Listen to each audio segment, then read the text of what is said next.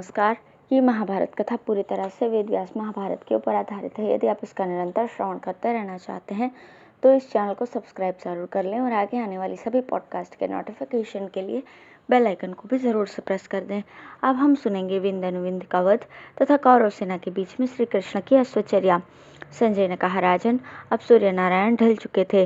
कौरव पक्ष के योद्धाओं में से कोई तो युद्ध के मैदान में डटे हुए थे, कोई लौट आए थे और कोई पीठ दिखाकर भाग रहे थे। इस प्रकार धीरे धीरे वो दिन बीत रहा था, किंतु अर्जुन और श्री कृष्ण बराबर जयद्रथ की ओर ही बढ़ रहे थे। अर्जुन अपने बाणों से रथ के जानने योग्य रास्ता बना लेते थे और श्री कृष्ण उसी से बढ़ते चले जा रहे थे। राजन, अर्जुन का रथ जिस ओर जाता था उसी ओर आपकी सेना में दरार पड़ जाती थी। उनके बांस और लोहे के बाण अनेकों शत्रुओं का संहार करते हुए उनका रक्तपान कर रहे थे। वे रथ से एक कोस तक के शत्रुओं का सफाया कर देते थे। अर्जुन का रथ बड़ी तेजी से चल रहा था। उस समय उसने सूर्य, इंद्र, रुद्र और कुबेर के रथों को भी मात कर दिया था। जिस समय वो रथियों की सेना के बीच में पहुंचा, उसके घोड़े भूखे प्यास से व्याकुल हो चुके और बड़ी कठिनता से रथ खींचने लगे। उन्हें पर्वत के समान सहस्त्रों मरे हुए हाथी, घोड़े, धनुष, मनुष्य और रथों के ऊपर होकर अपना मार्ग निकालना पड़ता था। इसी समय अवंती देश के दोनों राजकुमार अपनी सेना के सहित अर्जुन के सामने आ डटे। उन्होंने बड़े उल्लास में भरकर अर्जुन को 64, श्री कृष्ण को 70 और घोड़ों को 100 बाणों से घायल कर दिया। तब अर्जुन ने कुपित होकर 9 बाणों से उनके मर्म स्थानों को बीन दिया तथा 2 बाणों से उनके धनुष और ध्वजाओं को भी काट दिया। वे दूसरे धनुष लेकर अत्यंत क्रोधपूर्वक अर्जुन पर बाण बरसाने लगे। अर्जुन ने तुरंत ही फिर उनके धनुष काट दिए और बाण छोड़कर उनके घोड़े, सारथी, पार्श्वरक्षक और कई सारथियों को मार दिया। फिर उन्होंने एक क्षुद्र बाण से बड़े भाई विंध्य का सर काट दिया और वो मरकर पृथ्वी पर जा पड़ा। विंध्य को मरा देखकर महाबली अनुविंध्य हाथ में गदा लेकर रथ से कूद पड़ा और अपने भाई की मृत्यु का स्मरण करते हुए उससे श्री कृष्ण के ललाट पर चोट की, किंतु श्री कृष्ण उससे तनिक भी विचलित नहीं हुए। अर्जुन ने तुरंत ही 6 बाणों से उसके हाथ, पैर, सिर और गर्दन काट दिए और वो पर्वत शिखर के समान पृथ्वी पर गिर गया। विंध्य और अनुविंध्य को मरा देखकर उनके साथी अत्यंत कुपित होकर सहस्त्रों बाण बरसाते अर्जुन की ओर दौड़े। अर्जुन ने बड़ी फुर्ती से अपने बाणों द्वारा उनका सफाया कर दिया और वे आगे बढ़े। फिर उन्होंने धीरे धीरे श्री कृष्ण से कहा, घोड़े बाणों से बहुत व्यथित हो रहे हैं और बहुत थक गए हैं। जयद्रथ भी अभी दूर है। ऐसी स्थिति में इस समय आपको क्या करना उचित जान पड़ता है? मेरे विचार से जो बात ठीक जान पड़ती है वो मैं कहता हूँ, सुनिए। आप मजे से घोड़ों को छोड़ दीजिए और इनके बाण निकाल दीजिए। अर्जुन के इस कृपाकार कहने पर श्री कृष्ण ने कहा, पार्थ, तुम जैसा कहते हो मेरा भी यही विचार है। अर्जुन ने कहा, केशव, मैं कौरवों की सारी सेना को रोके रहूंगा। इसी बीच में आप यथावत सब काम कर लें। ऐसा कहकर अर्जुन रथ से उतर पड़े और बड़ी सावधानी से धनुष लेकर पर्वत के समान अविचल भाव से खड़े हो गए। इस समय विजयाभिलाषी क्षत्रिय उन्हें पृथ्वी पर खड़ा देखकर अच्छा मौका है इस प्रकार चिल्लाते हुए उनकी ओर दौड़े।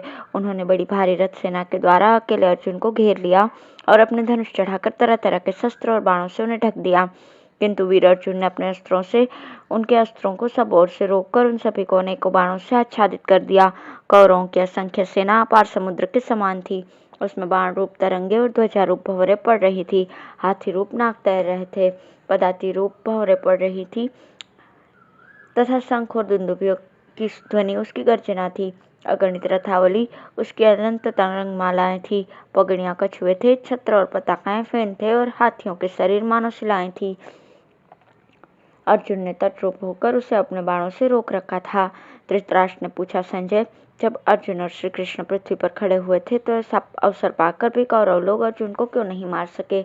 संजय ने कहा, राजन, जिस प्रकार लोभ अकेला ही सारे गुणों को रोक देता है, उसी प्रकार अर्जुन ने पृथ्वी पर खड़े होकर भी रथों पर चढ़े हुए समस्त राजाओं को रोक रखा था। इसी समय श्री कृष्ण ने घबराकर अपने प्रिय सखा अर्जुन से कहा, अर्जुन, यहाँ रणभूमि में कोई अच्छा जलाशय नहीं है। तुम्हारे घोड़े पानी पीना चाहते हैं। इस पर अर्जुन ने तुरंत ही अस्त्र द्वारा पृथ्वी को फोड़कर घोड़ों के पानी पीने योग्य एक सुंदर सरोवर बना दिया। यह सरोवर बहुत विस्तृत और स्वच्छ जल से भरा हुआ था। एक क्षण में ही तैयार किए हुए उस सरोवर को देखने के लिए वहां नारद मुनि पधारे। इसमें अद्भुत कर्म करने वाले अर्जुन ने एक बाणों का घर बना दिया, जिसके खंभे बांस और छत बाणों के ही थे। उसे देखकर श्री कृष्ण हंसे और बोले, खूब बनाया। इसके बाद वे तुरंत ही रथ से कूद पड़े और उन्होंने बाणों से बींधे हुए घोड़ों को खोल दिया। अर्जुन का यह अभूतपूर्व पराक्रम देखकर सिद्ध चारण और सैनिक लोग वाह वाह की ध्वनि करने लगे। सबसे बढ़कर आश्चर्य की बात यह हुई कि बड़े बड़े महारथी भी पैदल अर्जुन से युद्ध करने पर भी उन्हें पीछे नहीं हटा सके। कमल नयन श्री कृष्ण मानो स्त्रियों के बीच में खड़े हों इस प्रकार मुस्कुराते हुए घोड़ों को अर्जुन के बनाए हुए बाणों के घर में लेकर गए और आपके सब सैनिकों के सामने ही निर्भय होकर उन्हें लिटाने लगे। वे अश्वचर्या में उस्ताद तो हैं ही। थोड़ी ही देर में उन्होंने घोड़ों के श्रम, ग्लानि, कंप और घावों को दूर कर दिया तथा अपने कर कमलों से उनके बाण निकालकर मालिश करके और पृथ्वी पर लिटाकर उन्हें जल पिलाया। इस प्रकार जब वे नहाकर, जल पीकर और घास खाकर ताजे हो गए तो उन्हें फिर रथ में जोत दिया। इसके बाद वे अर्जुन के साथ फिर उस रथ पर चढ़कर बड़ी तेजी से चले। इस समय आपके पक्ष के योद्धा कहने लगे, अहो श्री कृष्ण और अर्जुन हमारे रहते निकल गए और हम उनका कुछ भी नहीं बिगाड़ सके। हमें धिक्कार है, धिक्कार है। बालक जैसे खिलौनों की परवाह नहीं करता, उसी प्रकार वे एक ही रथ में चढ़कर हमारी सेना को कुछ भी न समझकर आगे बढ़ गए। उनका ऐसा अद्भुत पराक्रम देखकर उनमें से कोई कोई राजा कहने लगे, अकेले दुर्योधन के अपराध से ही सारी सेना, राजा धृतराष्ट्र और संपूर्ण भूमंडल नाश की ओर बढ़ रहे हैं। किंतु राजा धृतराष्ट्र की समझ में ये बात अभी तक नहीं बैठती। कौरव पक्ष के वीर जब इस प्रकार बातें कर रहे थे, सूर्य नारायण अस्ताचल की ओर ढल चुके थे, इसलिए अर्जुन बड़ी तेजी से जयद्रथ की ओर बढ़ रहे थे। कोई भी योद्धा उन्हें रोक नहीं पाता था। उन्होंने सारे सेना के पैर उखाड़ दिए थे। श्री कृष्ण सेना को रोनते हुए बड़ी तेजी से घोड़ों को हाँक रहे थे और अपने पंचजन्य शंख की ध्वनि करते जाते थे। यह देखकर शत्रु पक्ष के रथी बहुत उदास हो गए। धूल के कारण इस समय सूर्यदेव भी बहुत थक गए थे तथा बाणों से व्यथित होने के कारण सैनिक लोग श्री कृष्ण और अर्जुन की ओर देख भी नहीं पाते थे। धन्यवाद।